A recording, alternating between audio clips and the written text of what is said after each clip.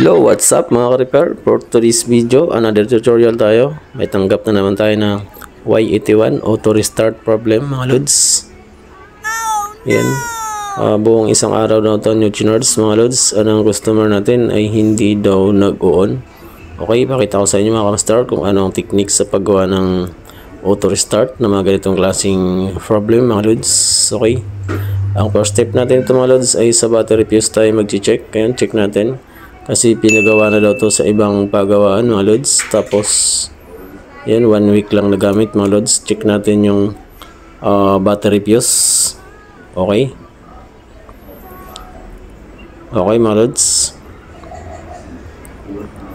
Ayan, confirm mga lods. Pinagawa nga siya. Ang linagay po dito ay direct lead ang linagay. Hindi po ito tama mga lods sa paggawa ng battery fuse. Ayan, ang tamang paglagay ng battery fuse, ayan mga lods, ay maglalagay tayo ng jumper wire mga lods. Kasi pag kinapalan po natin yan mga lods, yung directing ga ay pwede po ito mamatay yung cellphone mga lods pag sakaling tataas yung voltahe ng charger o mga lods ay bigla po itong mamamatay yung cellphone mga lods. Kaya ang tamang paggawa ng battery fuse ay ayan, magnetic jumper wire po ang ating ilalagay mga lods para set yung ating motherboard. Okay, try na natin mga lods.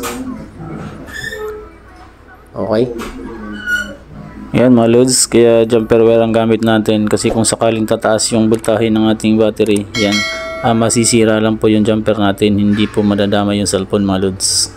Okay mga lods, observe natin kung success.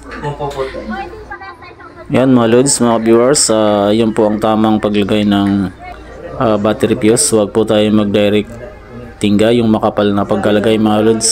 Wow! Okay, success mga lods.